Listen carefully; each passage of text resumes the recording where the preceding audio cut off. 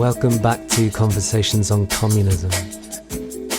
Since the last episode, when we were talking to Colin Chambers about communism and culture in the 1960s and 70s, we've been doing a little digging into the life and works of the Australian-born British communist poet Jack Lindsay. Just to give you a flavour of his writing, here's the poet Caroline Bird reading Jack's poem In the Wild Surf. The billow arches and turns in a cavern of tumbling gold. Arch your young back and ride, gaily trustful and bold, the curve of the elements in a shared strength and pride. There by the green dark rocks, as the tide ebbs out, there swings the undertow, ever more near. How warn you of cruel things, when the heart needs confidence? Must I sow suspicion and fear? I see your uplifted face in the hurrying light of the wave. Akin to the wildness, you go. That's the one comfort I find.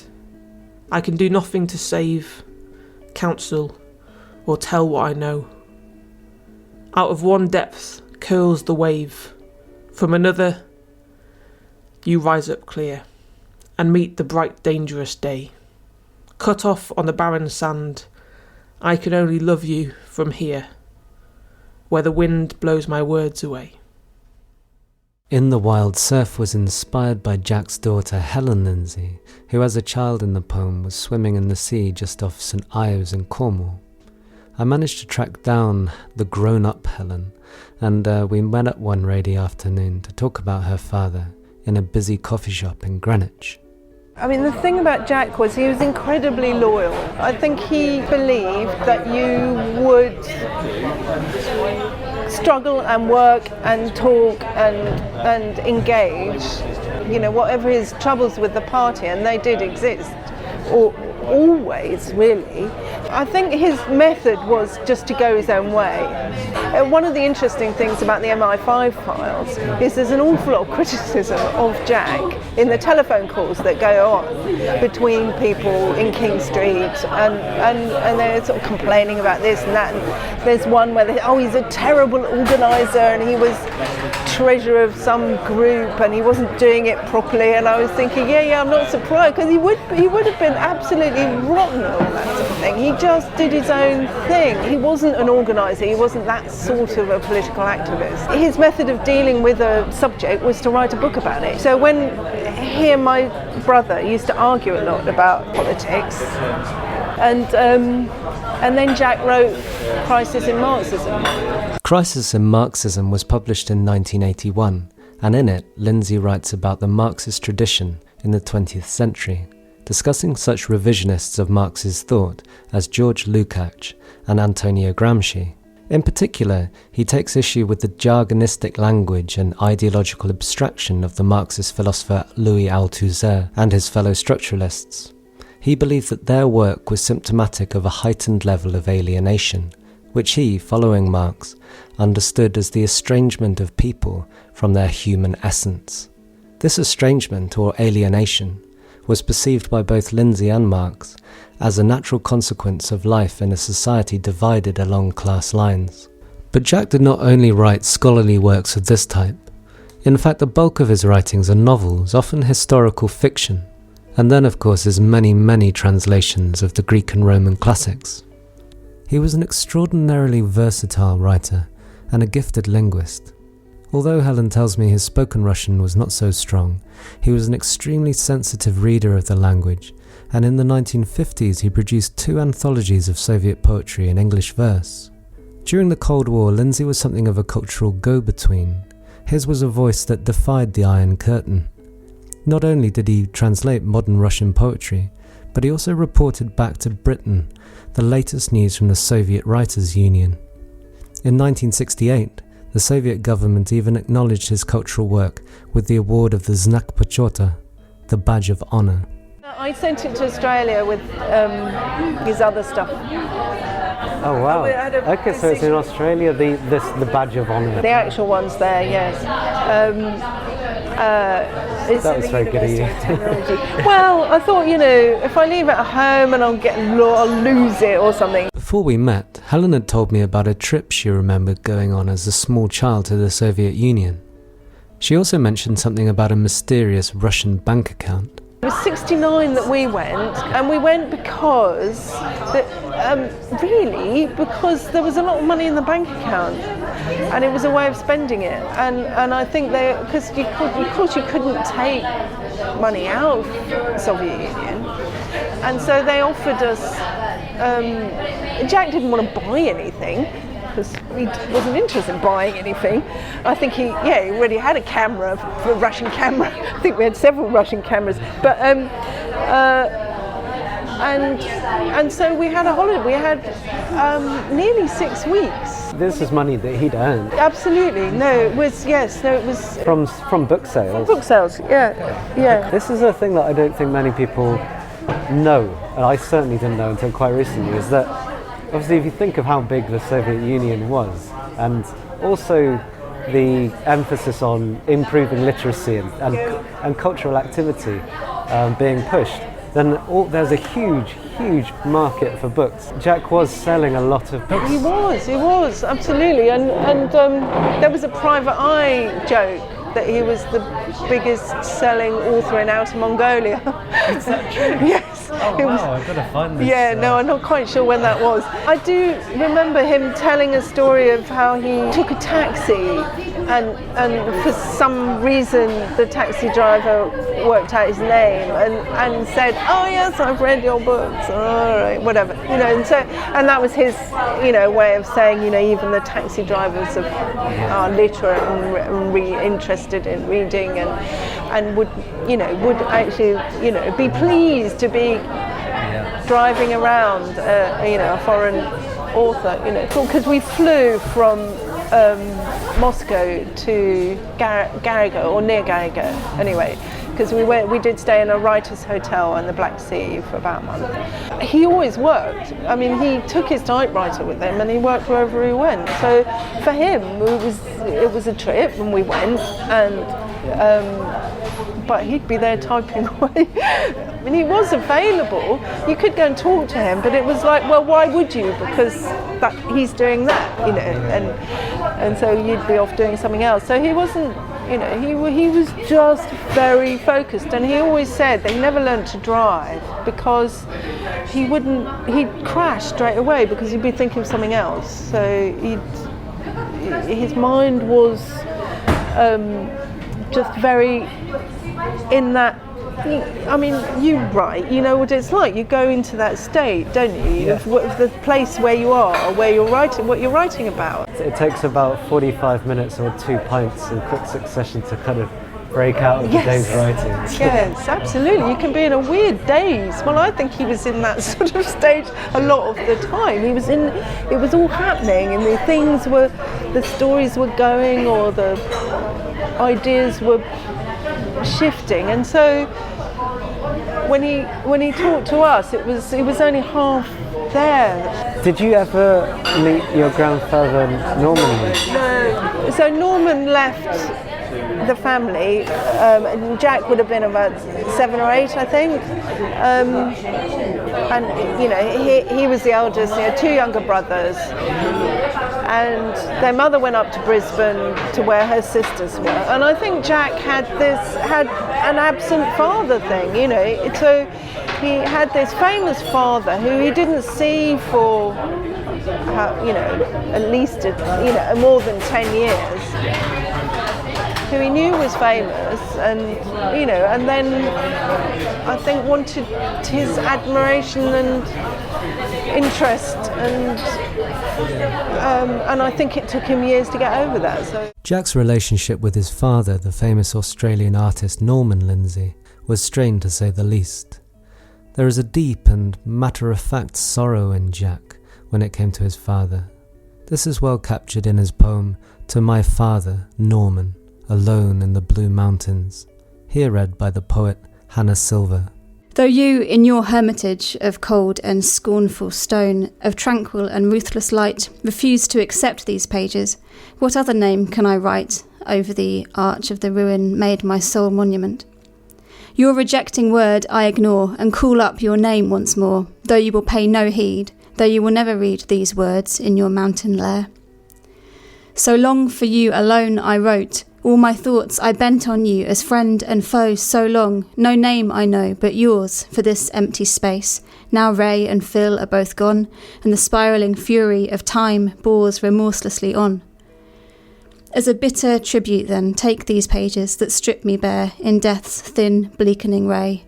Turn for a moment, I say, turn from your obdurate place in that clarity of stone, that terrible folly of light. Turn for a moment this way, your abstracted face. Jack collected quite a lot of art. I mean, he bought a Picasso. You know, when he had no money, he still bought pictures in the 30s, and he also bought lots and lots of classical pottery. And he had a huge collection. He had a collection of classical pottery. Absolutely massive. What kinds? Anything. Did you ever knock any over when you? No, they were all stored away in his study in great piles. Greek pots with the mythic figures on and absolutely, yes. Egyptian little mummies and little figures, and then quite big pots, sort of Minoan and I think Roman. I mean, I think he would just get what he could afford. I've heard about his library. Colin Chambers told me that because I think he'd visited Yes. a few times, and he said, yeah, when you went to his house, there's this enormous library with more books than you could. Absolutely everywhere, apart from the bathroom. Father had 4 major relations. For a quiet man, he did quite well with women. So he had 4 major relationships in his life. My mother was really the last. But Anne, who died, really they bought the house together in Essex, and it was a sort of single story mainly. It had one room halfway off the stairs and another room at the top, but the rest of it was quite flat. And he just put books up everywhere, and none of it was proper. It was all sort of, because there was a lot of beams, and then he just nail a few supports in and put some shelves, and there'd be more books on, and so that it just, you could see that it had just grown. You know, they went all the way down the hall. They were in the living room, in his study, in the bedrooms, and they were floor to ceiling. They were really, really everywhere. I had a sudden memory about a week ago. I think it must have been, you know, going around in the back of my head that I was coming to meet you, about when I was at primary school, and I used to have this game about Greek goddesses, and I organised my peers. I think it must have been only girls. I can't imagine it would have been any boys, into gods and goddesses, and made them all into Hera and Zeus, not Zeus, but Aphrodite, and sort of Artemis, and and so he must. I mean, I must have got that from Jack, obviously. I mean, I don't know. I don't remember him specifically talking to us, but I think he must have told us those stories. Aside from the Greek and Roman myths, another lurking presence in the Lindsay household came in the somewhat shady form of the British Secret Service. For decades they kept tabs on Jack, and in so doing produced reams and reams of official documentation on his activities. As tactfully as I could, I asked Helen that awkward question. Was your dad a spy? Well, I don't think there would have been any point, because he wouldn't have had anything to tell them, Yeah, of course it's crossed my mind, but wouldn't have been in his nature. It's not that he wasn't secretive. He was a bit secretive, but not in a way that was unethical, if you like.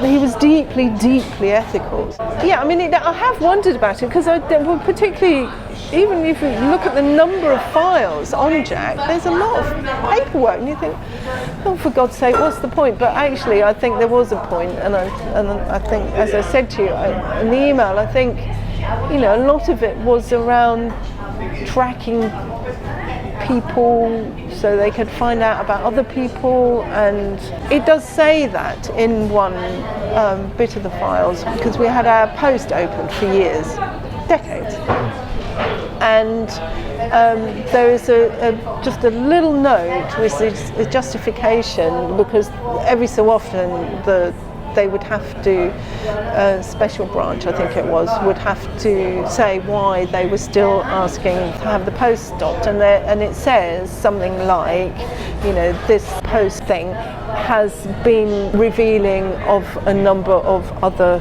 sources and is interesting because it allows us to see, you know, what's going on in other groups. So I think it was that, and they did. So there were a number of people that Jack did correspond with who may have had some spying, because that's how they found people. So they